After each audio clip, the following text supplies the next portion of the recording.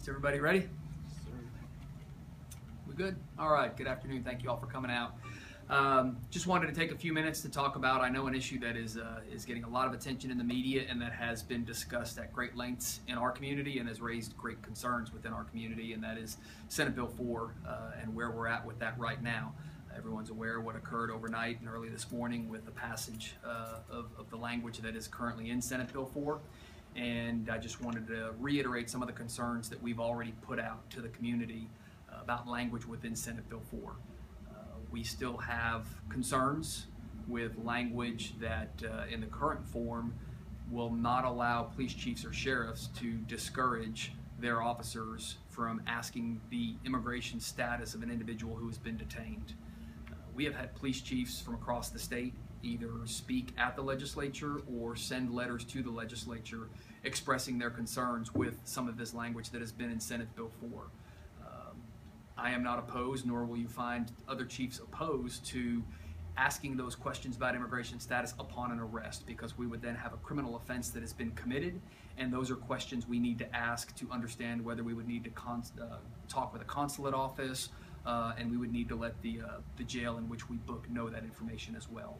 But to have this be a question that is asked during a detention is not something that I support or I think adds value to the community or makes a community any more safe.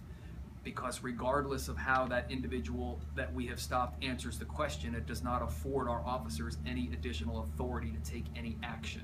And so all it could do is stand to create a wedge between police departments and their communities if it is seen that we are an arm of immigration enforcement.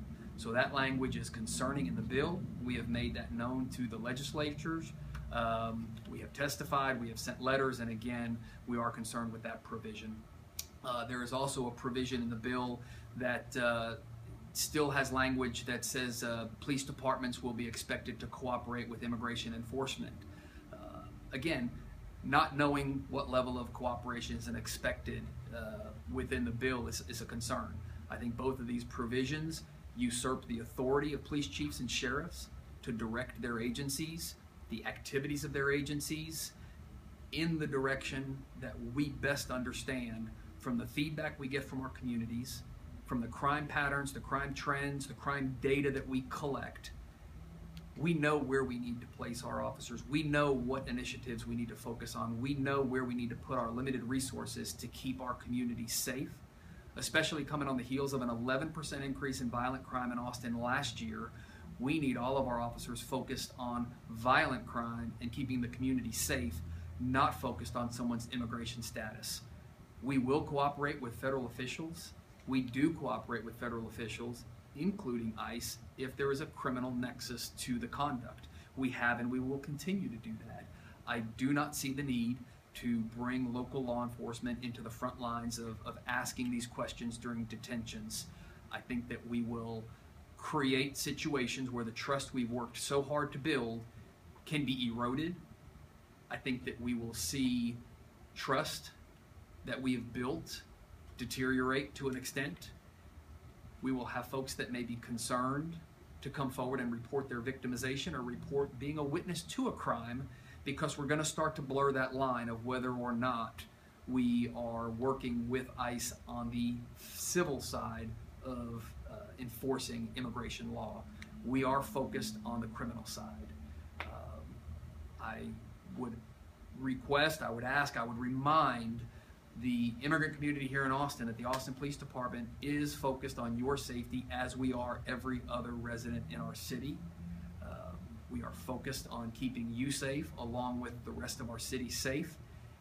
And I want you to still see the uniform that we wear, this patch, this badge, as representing men and women who are committed to your safety and the welfare of our entire community. I have concerns that the bill as written will erode some of this trust, and if it makes this one segment of our community less safe, it will make our entire community less safe. There is still time for changes to be made to this bill as it passes through, and I hope that the legislature will take the concerns of police chiefs and sheriffs from across this state, men and women that have led their agencies and been in the profession for decades.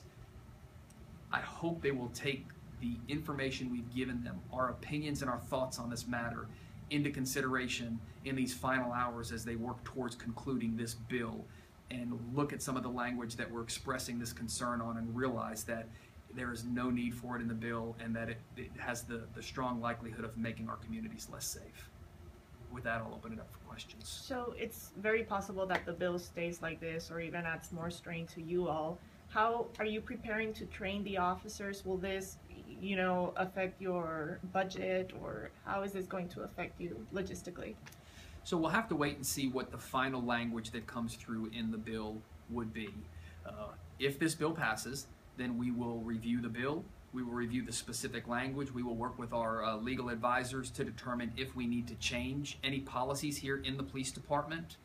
As far as a day-to-day practice, although the bill in its current form says police chiefs cannot discourage their officers from asking questions about immigration on a detention, I do not believe that the men and women at APD have a desire to do that. I do believe that their focus is on keeping this community safe. I think that they're smart, educated, and well-intentioned, and would realize that asking those questions does nothing to make us any more safe, but instead may work towards breaking down the relationships that we've worked so hard to build. But we will have to analyze any bill that may come out to see if we'd have to update, change any policies or practices. Just to clarify, you're prepared to fully cooperate if this bill does pass? I will be required by law to cooperate with this bill. They've actually included sanctions in the bill in its current form that a police chief or sheriff would be committing a Class A misdemeanor punishable by jail and a fine if they do not cooperate. So as your police chief, I will cooperate with the law. Would there be any positives to asking immigrant status upon a detention? Is there anything at all? I mean, one thing I heard was maybe flight risk. That's the only thing I've really heard from a law enforcement agency. I see no benefits in asking the question upon a detention, because a detention is just that. We've detained an individual, possibly to write a citation or possibly to investigate their involvement in a further crime. Upon an arrest, I think it's a valid question. I don't see the need to ask the question for a mere detention. So, I mean, upon an arrest, yeah, you have to, but when they are detained, it will just depend on each officer whether they decide to ask for it or not. The way the law is written now, a police chief or a sheriff cannot discourage their officers from asking that. So it's basically their decision. We cannot discourage that, and I've testified to this before, that police chiefs, sheriffs, I myself regularly encourage and discourage our officers on what we want them doing based on what the crime patterns are, based on what the challenges in the community are, because again, we have a limited resource in our officers that are out there keeping the community safe. And any time we spend on federal civil immigration enforcement is time we're not spending keeping the community safe from violent crime. Do you think that this bill would run the risk of having a cultural shift in the department between officers who support and oppose it, and create people who are more willing to go out of their way to seek these people out? I'm not overly concerned about that. I know the hearts of the men and women in this department. I know that they signed on to keep people safe, to keep communities safe, and I think that they're smart, and I think that they'll realize that the proper place to ask questions like these is when they become relevant in an investigation, and that is something that's subsequent to an arrest, or when we're looking at a potential crime of human smuggling or something where that issue may be pertinent. Outside of that, I don't believe that we're going to see a significant issue here. Can you explain what an actual detention is? A detention is any time an officer would stop you and detain you for any purpose. It could be an investigative stop to ask questions. It could be a traffic stop where we're issuing a citation. It's any time that we would stop an individual in this community and they're not free to go until we're done with whatever act that we're taking at that moment. And it also can be just suspicious activity depending on the officer's criteria. Sure, if we stop to investigate a crime or suspicious activity, we have the right to detain up until we've concluded that investigatory stop. And can you remind us all of what the current policy is with how officers handle these types of situations in the field when they encounter an undocumented individual? What's the protocol? We do not ask immigration status. Even in detentions or arrests? We only ask if it's relevant to the case that we're investigating, and that would be the circumstances, like I said, in a human smuggling case. If we have a truck or a van on the side of the road and we have a lot of individuals that we believe were being illegally smuggled, then we might need to know that these folks were being trafficked, what country they may have come from. So that would become important. Outside of that, our policy is clear that we will not ask immigration status. Just since immigration enforcement has been such a big issue in Austin, have you seen any difference in the number of reports taken from witnesses that maybe were immigrants or in the immigrant community, anything like that? You know, I'm aware of the review that the Houston Police Department recently did, and I believe they saw a 25% drop in reports of victimization in their Hispanic community. We did a similar review here, and we saw a drop of about 5%. So we did not have this as significant of an impact as this issue had in Houston, but we did see a slight drop in reporting from our Hispanic community. Do you think this will continue to grow after this?